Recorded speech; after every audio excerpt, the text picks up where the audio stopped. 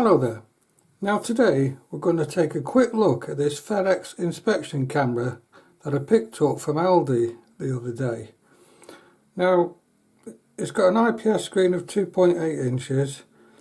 The camera head has 6 SMD LEDs and it's got a flexible swan neck. So let's get it out of the box and see what we're dealing with. Okay, so the first thing that's coming out of the box are the user manual and a warranty card. Now they are covered by a 3-year warranty. Most products from Aldi are. So having a quick browse through the instruction manual, if you want to pause you can have a bit of a read of it.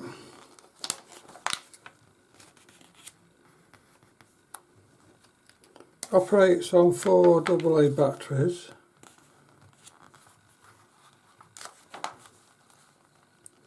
I think the rest of this is basically warnings and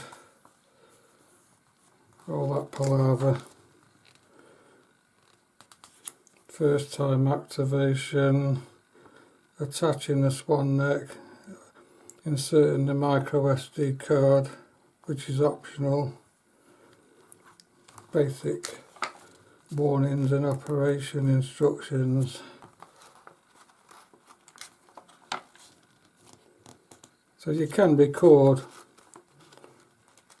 whatever it is that you're inspecting. There's a bit of a fault diagnostic page there. Cleaning and maintenance, technical data. I think that's it on there. As I say, warranty card that you can fill in. Warranty period 3 years from date of purchase. Okay, so that's that. Right, so let's get it out of the box. But before we do, let's have a quick look at the case. Well, it's a normal blown plastic affair, typical of this sort of thing. Plastic hinge, plastic clips. Flimsy, but should keep it quite secure when in storage. So on opening we find we've got the main unit.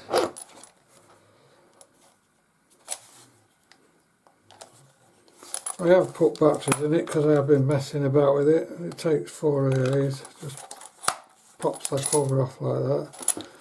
On this end is where you attach the swan neck for the camera. So that's that. Then we've got a USB lead for transferring video or JPEG images to your computer or device of your choice. Then we've got some what they call retrieval tools. It is what they're referred to in the manual. This one's got a little magnetic end. That one's just a single hook. That one's a double-ended affair. And a little inspection mirror. And these clip onto the end of the swan neck, which we'll have a look at in a minute. So we'll just get the swan neck out. Let's put those over there.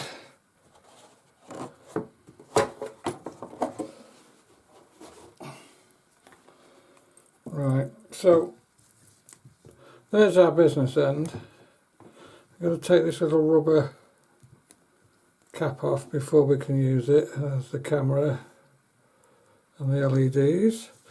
And then on this end we have the plug that connects to the unit, and you just align the tang with the little recess, push it in, and then bring this knurled threaded part forward and just snug it up.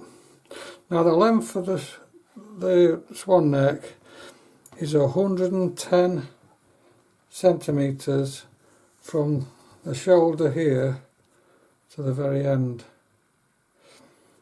So that gives you some idea of the working distance. Now to put these retrieval tools on, what it is, you've got a clip on the side there and it clips over into there. So what you got to do, you got to put it over the end and then just squeeze until it clips up. Hang on, I missed it. And squeeze it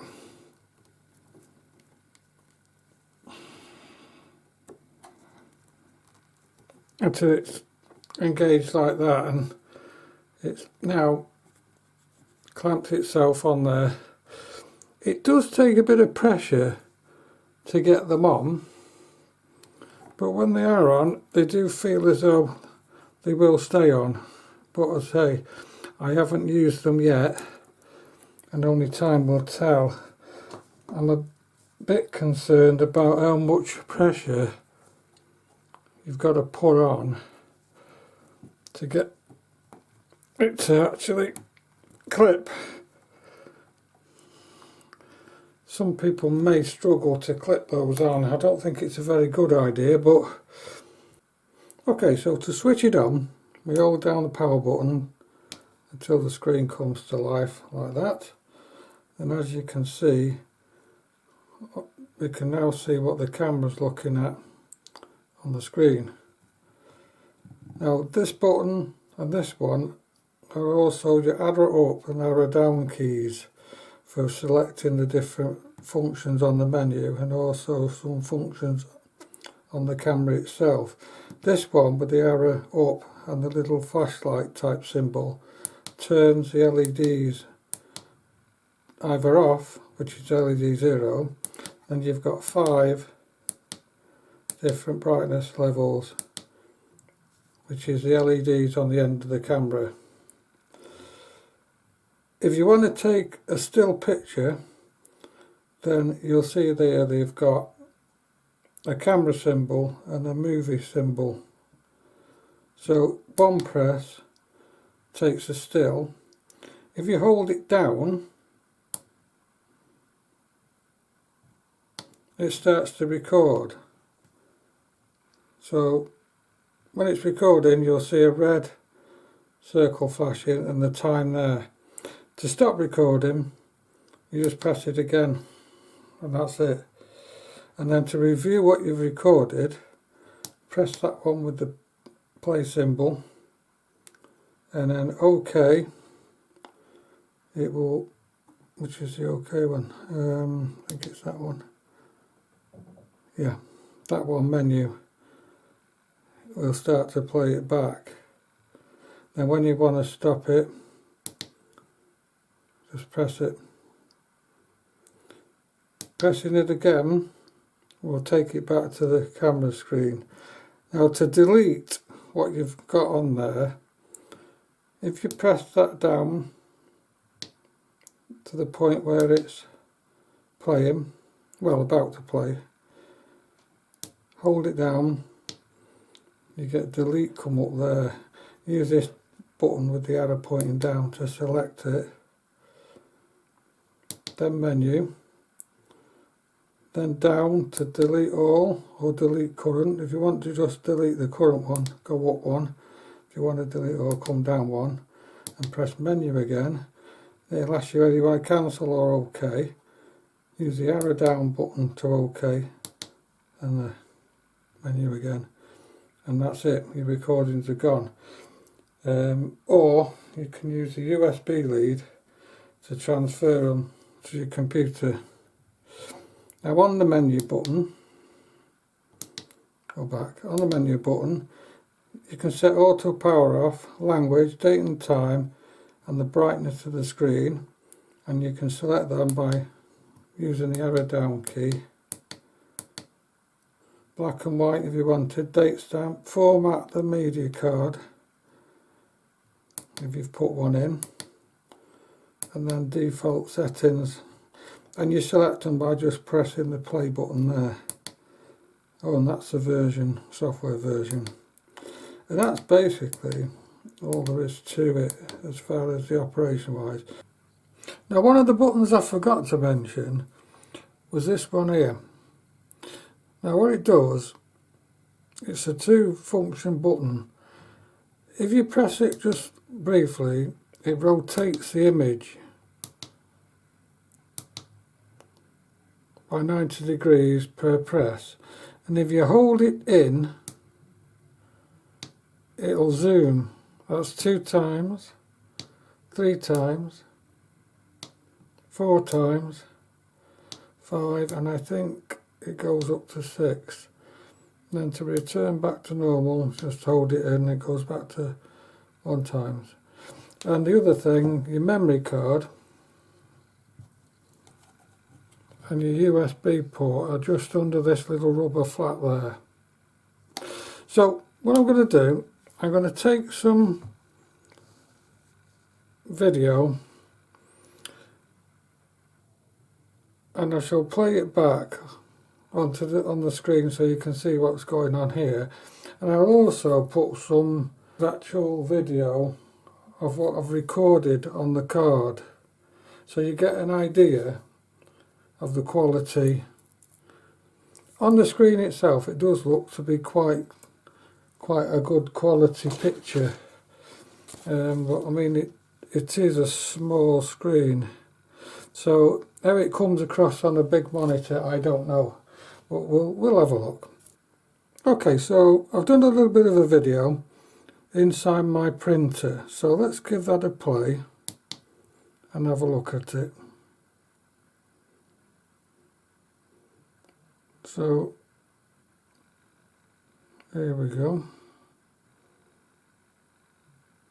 Now on the screen of the device it doesn't look a bad picture, to be honest. The image is reasonably sharp and you can see clearly what's going on there.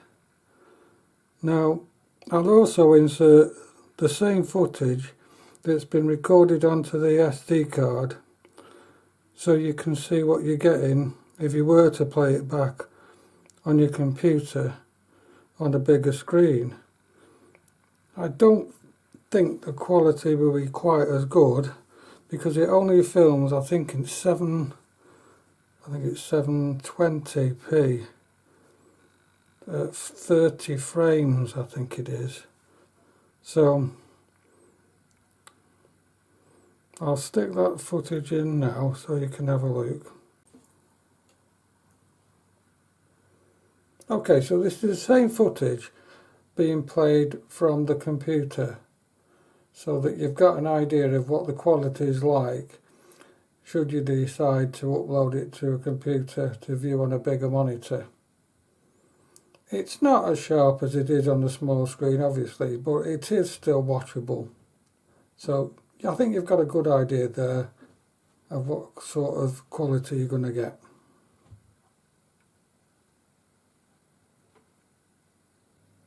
Okay, so that's been my quick look at the Ferrex Inspection Camera. I hope it's been of some use to you. Many thanks for watching and I hope to catch you in the next one.